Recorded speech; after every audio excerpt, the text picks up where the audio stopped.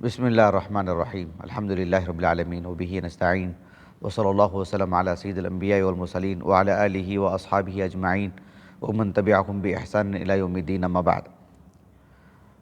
ہمارا آج کا جو موضوع تھا وہ یہ کہ مسائل کے استنباط میں جمع طرق کی اہمیت، یا اس سے بھی اخص روایت بیانی میں جمع طرق کی اہمیت۔ میں نے تمہیدی طور پر بہت ساری باتیں کہہ دی ہیں، چونکہ ریکارڈنگ میں ایک نظم کے طور پر خلل آ گیا تھا، بات رک گئی تھی، تو اب سرے سے میں آپ کو پچھلی باتیں سمجھائے بغیر اصل موضوع کا جو تسلسل ہے وہ میں باقی رکھتا ہوں انشاءاللہ تعالی۔ بس اتنی بات معلوم کر لیں کہ پہلی جو سند کے ساتھ ہم نے جو حدیث آپ کے سامنے بیان کی، اس میں امام بخاری رحمہ اللہ اپنے استاذ عبیداللہ ابن موسیٰ سے روایت کرتے ہیں، اور وہ اپنے استاذ کی جب روایت بیان کی ہشام سے، کہا کہ حدثنا ہشام، لیکن ہشام نے رحمہ اللہ اپنے والد سے کیسے روایت کی؟ کہا کہ ہشام ابن عروہ عن ابیہ، اپنے والد سے وہ عن سے روایت کر رہے ہیں، اور پھر وہ اپنے استاذ سے جو روایت ہمارے سامنے مل رہی ہے روایت بیانی میں، وہاں پر بھی عن عمر بن ابی سلمہ سے۔ اچھی طرح بات واضح ہو گئی؟ ہم نے ساری باتیں اس سے پہلے والا جو ویڈیو تھا ہم نے اس میں جو ریکارڈنگ ہوئی ہے اس میں ساری باتیں ہم نے بیان کر دی ہیں۔ اب آتے ہیں اصل موضوع پر کہ امام بخاری رحمہ اللہ نے اس باب کی وضاحت میں جو حدیث لائے ہیں اسی حدیث کو مزید دو الگ الگ طریق سے لائے ہیں کہ سند عالی میں جو خلل رہ گیا تھا اس خلل کو پر کرنے کے لیے۔ اب جو دوسری سند سے لائے ہیں آپ دیکھو 355 میں، امام بخاری رحمہ اللہ اپنے استاذ محمد بن المثنی سے جو علماء بصرہ میں سے ہیں، 160 ہجری آپ کا سن ولادت ہے، اور وہ اور محمد بن بشار رحمہ اللہ دونوں کا سن ولادت سن وفات ایک، 242 ہجری سن وفات دونوں کا، دونوں کی عمر ایک، اور دونوں بصرہ کے، اور دونوں علم اعتبار سے بھی، علم فضل کے اعتبار سے بھی دونوں لگ بھگ ایک۔ اور محمد ابن المثنی رحمہ اللہ، جیسا کہ میں نے آپ کو بتایا کہ کچھ شیوخ ایسے ہیں، کچھ روات جن سے کتب ستہ کے سبھی مؤلفین نے روایت کی ہیں۔ بات واضح ہو گئی؟ بات واضح نہیں واضح ہو رہی؟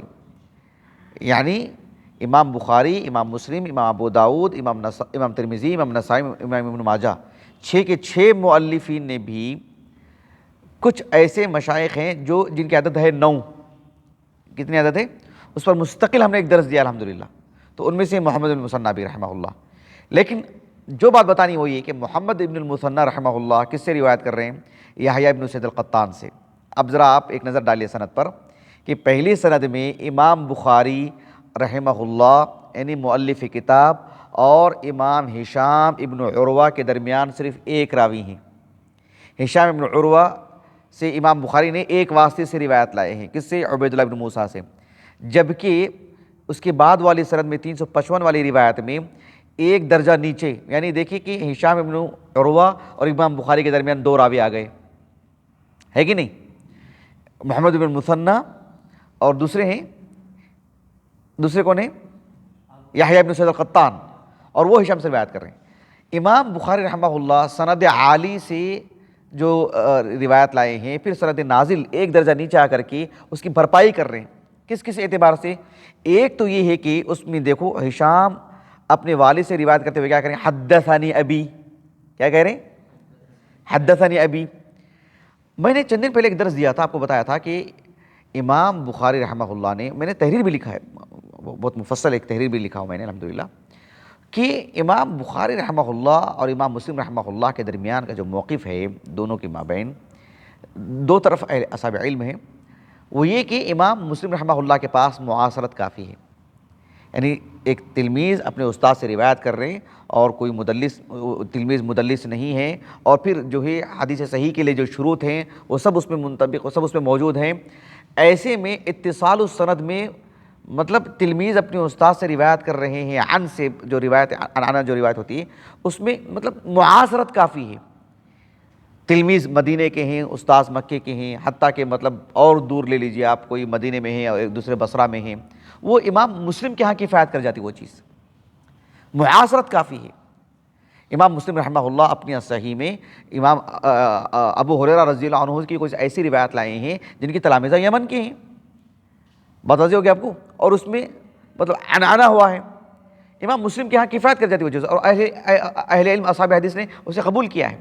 لیکن امام بخاری رحمہ اللہ کے پاس یعنی دو قریبی شہر کی بات نہیں ہے، ایک ہی شہر میں ہوں تب بھی سماع کی صراحت ضروری، اس کا خوب خوب اہتمام کیا امام بخاری رحمہ اللہ نے، اور اس کو خوب خوب اجاگر کیا حافظ بن حجر نے رحمہ اللہ فتح الباری میں، خوب اس پر کبھی دھیرے دھیرے گفتگو کریں گے انشاءاللہ تعالی۔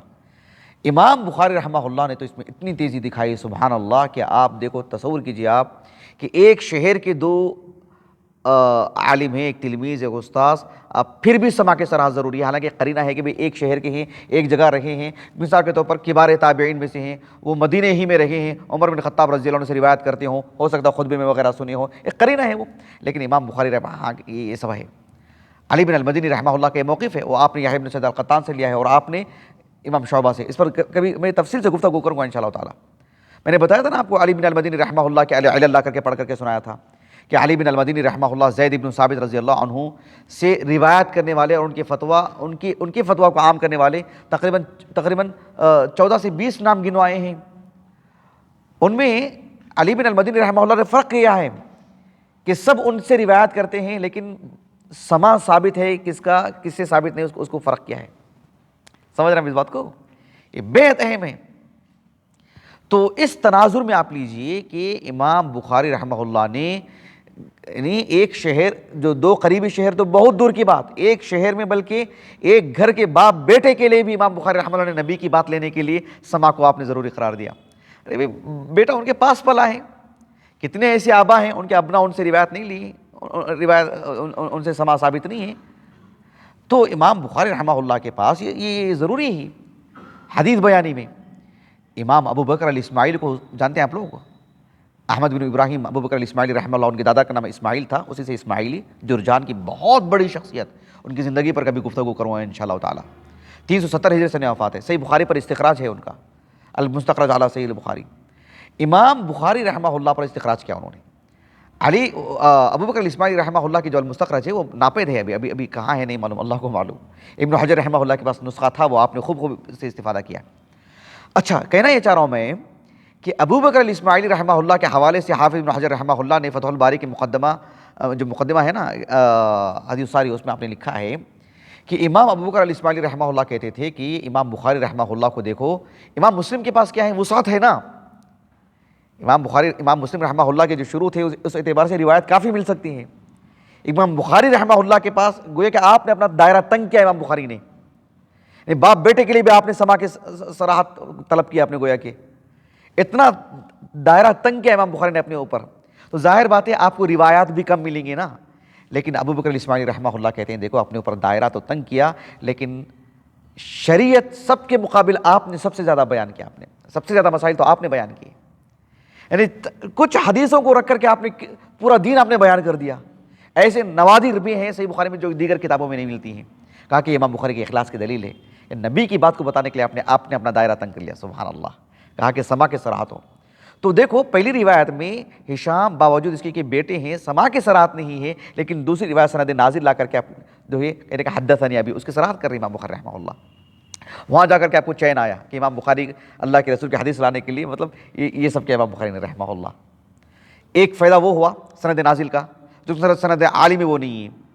دوسری چیز دیکھو، پہلی سند میں کیا ہے کہ عمر ابن ابی سلمہ رضی اللہ عنہ صحابی رسول کیا کہہ رہے ہیں، ان النبی صلی اللہ علیہ وسلم صلی فی ثوب واحد قد خالف بین طرفی، کیا کہا، ان النبی صلی اللہ علیہ وسلم، میں نے بتایا نا آپ کو کہ صحابی خصوصیت کے ساتھ جب اللہ کے رسول کا نام لے کر کے عن النبی صلی اللہ علیہ وسلم، ظاہر بات ہے وہ بعد والے روات کہتے ہیں، تھوڑی نا ایک تلمیذ اپنے استاذ کا نام لے کر کے عن النبی کہتے ہیں، ایسا ہوتا کیا؟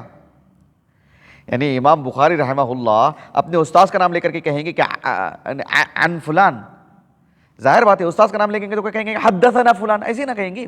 لیکن بعد والے جو روات ہوتے ہیں سند میں، وہ مطلب مسئلے کو ہلکا کرنے کے لیے، تخفیف کے لیے اس کو کیا کہتے ہیں، عن فلان ایسے کہہ دیتے ہیں۔ امام عبد الرحمن بن یحییٰ المعلمی رحمہ اللہ نے تنقیل میں لکھا ہے اس بات کو، میں نے تحریر میں لکھی ہے یہ سب ساری چیزیں، غور کیجئے اس پر کہ عمر ابن ابی سلمہ رضی اللہ عنہما وہ کہتے ہیں کہ ان نبی صلی اللہ علیہ وسلم، اس میں احتمال ہے نا کہ اللہ کے رسول سے انہوں نے سنا ہے کہ نہیں سنا، دیکھا ہے کہ نہیں دیکھا ہے، احتمال ہے نہیں ہے، اس احتمال کو بھی سند نازل سے دور کیا جا رہا ہے. وہ کہہ رہے ہیں انہ رأى النبی صلی اللہ علیہ وسلم، گویا کہ ان کا اپنا ذاتی مشاہدہ ہے، کسی سے سن کر کے نہیں سنا رہے ہیں. وہ سند نازل سے فائدہ ہوا نہیں ہوا، دوسرا فائدہ ہوا. تیسرا فائدہ دیکھیے، پہلی روایت میں ہے سند عالی میں عمر ابن ابی سلمہ رضی اللہ عنہ کہتے ہیں کہ ان النبی صلی اللہ علیہ وسلم صلی فی ثوب واحد، لیکن صلی ہے نا، نماز پڑھی آپ نے، اینا صلی، کہاں نماز پڑھی، اس کی نشاندہی نہیں. وہ سند نازل میں ہے، کہا کہ فی بیت ام سلمہ تھا، ان کی والدہ کا گھر ام سلمہ کے گھر میں. یہ ساری باتیں حافظ ابن حجر رحمہ اللہ نے فتح الباری میں لکھی ہیں. میں خلاصہ کر کے آپ کو بتا رہا ہوں. سند نازل میں فائدہ ہوا نہیں ہوا، سمجھ رہے ہیں؟ اچھا، پہلی سند میں کیا ہے؟ سند عالی میں عمر ابن ابی سلمہ رضی اللہ عنہ کہتے ہیں کہ قد خالف بین طرفی، کہ مطلب چادر کا ایک حصہ ادھر ڈالا، ایک حصہ ادھر ڈالا. دونوں احتمال ہے نا دونوں باتوں کا، کہ کندھے پر رکھ کر کے بھی ڈال سکتے ہیں اور بغل کے نیچے سے بھی ڈال سکتے ہیں، بغل کے نیچے سے لے کر کے ایسا ڈالیں، بغل کے نیچے سے لے کر کے ایسا ڈالیں، دونوں صورتیں ہو سکتی ہیں نا. لیکن سند نازل میں ایک اور فائدہ ہو رہا ہے، کہ کیا فائدہ ہو رہا ہے؟ قد القى طرفیہ علی عاتقیہ، اس کی نشاندہی ہو رہی ہے، کہاں سے ڈالے، کس طرح سے ڈالے. یہ سارے فوائد اس میں سے ہو رہے ہیں سند نازل میں. بات واضح ہو رہی ہے، واضح ہو رہی ہے آپ کو؟ اچھا، اب دیکھیے اس سے بھی امام بخاری رحمہ اللہ کو مطلب جو ایک بے چینی تھی وہ دور نہیں ہوئی آپ کی. تیسری سند لے کر کے آئے، تیسری سند اسی حدیث کو تیسری طریقے سے لے کر کے آئے. اس میں کیا فائدہ ہے وہ بتانے سے پہلے ایک اور بات بتا دیتا ہوں. حافظ ابن حجر رحمہ اللہ نے کہا کہ امام ابو بکر الاسماعیلی رحمہ اللہ، بھائی وہ بہت بڑی شخصیت ہے، بہت بڑی شخصیت. امام ذہبی رحمہ اللہ ان کے حافظے سے مطلب یعنی کیا کہتے ہیں اس کو، ایک روب طاری ہو گیا تھا امام ذہبی رحمہ اللہ پر کہ کیسا حافظ ہے ان کو. گویا کہ آج کے دور میں ٹیپ ریکارڈ، ایک مرتبہ ریکارڈ کر لو تو وہ چلتی رہے گی نا. تو گویا کہ ایک مرتبہ سن لے تو وہ ایسے ہی سنائیں گے کہ پتھر کی لکیر، ایسے گویا ٹیپ ریکارڈ چل رہا ہے، کسی سے سنا تو یوں سنا دے رہے ہیں. ایسا حافظہ امام ابو بکر الاسماعیلی کا رحمہ اللہ، اور وہ امام بخاری سے متاثر تھے. تو امام ابو بکر الاسماعیلی رحمہ اللہ کے حوالے سے حافظ ابن حجر رحمہ اللہ نے کہا کہ ان کا جو استخراج ہے نا صحیح پر المستخرج علی صحیح البخاری، کہا کہ اس میں انہوں نے جس طریق سے روایت لائے ہیں وہ بھی عبید اللہ بن موسیٰ سے لائے ہیں. کون؟ کس سے لائے ہیں؟ حالانکہ استخراج میں امام بخاری رحمہ اللہ کے استاد سے جو روایت لانا ہوتا نا وہی کیا آپ نے. تو کہتے ہیں کہ امام بخاری رحمہ اللہ نے اپنے جس استاد سے عبید اللہ بن موسیٰ سے روایت لائے ہیں نا، حالانکہ جو دوسری طریق ہے وہ کس سے ہے؟ محمد المثنیٰ سے نا، محمد المثنیٰ سے نا. یہ سارے فوائد کس روایت سے آ رہے ہیں؟ محمد المثنیٰ کے. امام ابو بکر الاسماعیلی رحمہ اللہ اپنی المستخرج میں اسی حدیث کو عبید اللہ بن موسیٰ سے لے کر آئے ہیں. کس سے؟ اور اس میں وہ سارے فوائد اس کے اندر ہیں جو دوسری طریقے سے امام بخاری لائے ہیں، وہ سارے فائدے اس میں ہیں. کہا کہ وفیہ جمیع الفوائد، ایسے کہا ابن حجر نے رحمہ اللہ. لیکن ابن حجر رحمہ اللہ نے ایک تجزیہ کیا، کہا کہ بہت ممکن ہے کہ عبید اللہ بن موسیٰ ہے نا، انہوں نے جب اس حدیث کو امام بخاری رحمہ اللہ کو سنایا نا تو مختصر کر کے سنایا. کیسے سنایا؟ جیسے سنایا امام بخاری ویسے لے کر کے آ گئے. لیکن ابو بکر الاسماعیلی رحمہ اللہ جب عبید اللہ بن موسیٰ سے لے کر، حالانکہ ان کے تلمیذ نہیں ہیں وہ، ان کا سنِ ولادت تھی 270 برسات ہے. کس کا؟ ابو بکر الاسماعیلی کا. وہ تو امام بخاری کے بعد پیدا ہوئے، لیکن ان کی طریق سے لے کر کے آئے وہ عبید اللہ بن موسیٰ سے. جب ابو بکر الاسماعیلی لے کر کے آئے تو سارے فوائد کے ساتھ لے کر کے وہ حدیث. اس کا مطلب یہ ہوا کہ عبید اللہ بن موسیٰ ہوتا ہی نہیں. کبھی کبھار ہم ہمارے اساتذہ کو دیکھتے ہیں، کبھی کبھار ایک بات بتاتے ہیں، پوری تفصیل سے بتاتے ہیں، دوسرا جا کر کے بولتا ہے کہ آپ نے وہ قصہ سنائیے، تو اس کو مختصر کر کے سنا دیتے ہیں. ہوتا نہیں ہوتا؟ تو عبید اللہ بن موسیٰ نے امام بخاری کو جب حدیث سنائی تو کہا کہ مختصر، اس لیے امام بخاری نے اسی طریقے سے لائے. لیکن جب ابو بکر اسماعیلی لے کر کے آئے تو مفصل لے کر کے آئے، جو بعد والے طرق میں سارے فوائد ہیں. معلوم یہ ہوتا ہے کہ عبید اللہ بن موسیٰ یا دیگر محدثین کی بھی عادت ہیں کہ کبھی اسے مختصر کرتے ہیں، کبھی اسے مفصل سنا دیتے ہیں. تو کہا ایک تجزیہ کیا ابن حجر نے رحمہ اللہ. بات واضح ہو گئی؟ اب دیکھو، اب تیسری سند سے کس سے لے امام بخاری رحمہ اللہ نے؟ عبید ابن اسماعیل سے. کس سے؟ کتب ستہ میں صرف صحیح بخاری میں ان کی روایت ہے، علماء کوفہ میں سے ہیں. اہل علم کہتے ہیں کہ ان کا نام تھا عبداللہ لیکن لقب تھا عبید، عبید ابن اسماعیل، عبید ابن اسماعیل۔ 250 ہجری سنہ وفات ہے ان کا، صرف صحیح بخاری میں روایت ہے۔ عبید ابن اسماعیل رحمہ اللہ سے امام بخاری تیسری سند سے لا رہے ہیں، اور وہ اپنے استاذ ابو اسامہ سے، ابو اسامہ یعنی حماد ابن اسامہ، 201 ہجری سنہ وفات ہے، وہ بھی علماء کوفہ میں سے بڑی شخصیت ہے۔ سمجھ رہے ہیں آپ اس بات کو؟ لیکن اس سند کا فائدہ کیا ہے؟ دیکھو اس سند اور متن کا، دوسری طریق سے سند اور متن کا فائدہ ہم نے بتا دیا، جس سے سند عالی میں جو خلل تھا وہ خلل دور ہو گیا۔ اب مزید تیسری سند میں جو فوائد ہیں، ایک فائدہ سند میں یہ ہے کہ اس میں آپ دیکھو کہ عروہ رحمہ اللہ پہلی سند میں اپنے استاد سے روایت کرتے ہیں، کیسے؟ عن سے، کس سے؟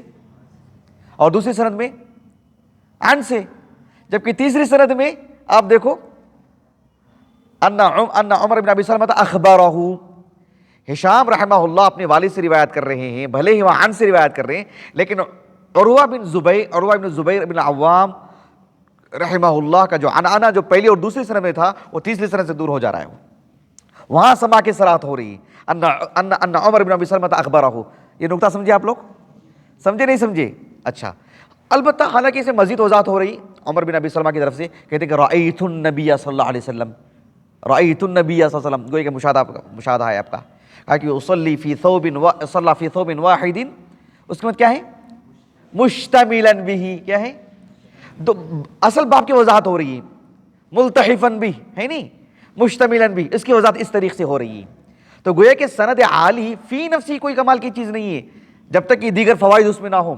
اب دیکھو سند عالی سے تو لا امام بخاری رحمہ اللہ نے، لیکن سند نازل سے مزید دو طریق سے لا کر کے اس سند عالی میں جو نقص تھا، جو خلل تھا، آپ اس کو دور کر رہے ہیں، اس کی بھرپائی کر رہے ہیں اس میں۔ اچھی طرح بات واضح ہوگی آپ کو؟ بات واضح ہوئی نہیں واضح ہوئی؟ جی، یہ سب جو ہے دیکھو، یعنی جو ہمارا موضوع ہے سمجھانے کا وہ یہ کہ حدیث پر حکم لگانا ہو یا خاص طور پر اس کا جو نتیجہ ہے، تبھی تو مسائل مستنبط کیے جاتے ہیں، اور مسائل کا استنباط ہو جمع الطرق سے۔ امام بخاری رحمہ اللہ آپ دیکھو کتنے طرق سے حدیث لاتے ہیں، ہر طریق میں ایک خاص، کبھی کلمہ ہوتا ہے، کبھی تقدیم و تاخیر ہوتی ہے، اس سے بھی ایک مسئلہ ثابت کرتے ہیں امام بخاری رحمہ اللہ، اس لیے کہ آپ امام المحدثین ہیں اور امام الفقہاء ہیں امام بخاری رحمہ اللہ، ہر دو میں آپ نے کام کیا۔ یہ خلاصہ کلام تھا آج کے اس درس کا۔ کس کس کو درس سمجھ میں آیا؟ سب کو سمجھ میں آیا؟ اچھا، آپ پر ضروری ہے کہ ضروری مطلب سمجھ لیں ادب درخواست، ضروری مطلب حکم نہیں، ادب درخواست، اس کو آپ یقینی بنائیں کہ جو آج کا درس ہے آپ صرف اسانید کو سامنے رکھ کر کے آپ اس کو ترتیب دیں، لکھیں، سمجھنے کی کوشش کریں۔ بات صرف ایک حدیث کی نہیں ہے، سمجھ رہے ہیں آپ؟ اس طرز کو اگر آپ سمجھ لیتے ہیں تو پھر تو صحیح بخاری کا ایک بڑا حصہ آپ کو سمجھنے میں آسانی ہو جاتی ہے انشاءاللہ تعالی۔ ٹھیک ہے، بات کو ختم کریں انشاءاللہ تعالی۔ تو خلاصہ کلام یہ ہے کہ حدیث پر حکم لگانا ہو یا پھر اس کے مسائل کا استنباط کرنا ہو تو جمع الطرق بے حد اہم چیز ہے، اس کی غیر معمولی اہمیت ہے، اس میں جتنا نقص رہے گا نتیجے میں بھی اتنا ہی نقص رہے گا۔ اللہ تعالیٰ سے دعا ہے کہ اللہ سبحانہ و تعالیٰ ہمیں کتاب و سنت کو صحیح انداز میں سمجھ کر کے پڑھنے کے اللہ ہمیں سعادت دے، توفیق دے۔ میں ہمارے جو محترم حیان ہیں فضیلت اصف الخامس کی، شروع دن سے ہمارے لیے اہتمام کر رہے ہیں ریکارڈنگ کا، میں سوچ رہا تھا کہ ان کے لیے ایک خاص انعام دوں کتابی شکل میں، تو پچھلے 2-3 ہفتوں سے نہیں ہو پا رہا ہے، آج بھی میں نہیں لے کر کے آیا، لیکن کم از کم اعلان کر دیتا ہوں تاکہ یہ بات واضح ہو جائے انشاءاللہ تعالیٰ۔ ہو سکتا ہے آنے والا جو درس ہے بدھ کا، چہارشنبے کا، ممکن ہے اس سال کا آخری درس ہو نظم کے اعتبار سے، بہت ممکن ہو، تو اس کے بعد پھر آپ کی پڑھائی کی امتحانات کی کارروائی شروع ہو جائے گی، پھر آنے والے سال جو ہے ہم کو اس کا سلسلہ باقی رکھنا پڑے گا، تو انشاءاللہ تعالیٰ آپ کو اس وقت انعام دے دیں گے انشاءاللہ۔ سبحانک اللہم و بحمدک، اشہد ان لا الہ الا انت، استغفرک و اتوب الیک۔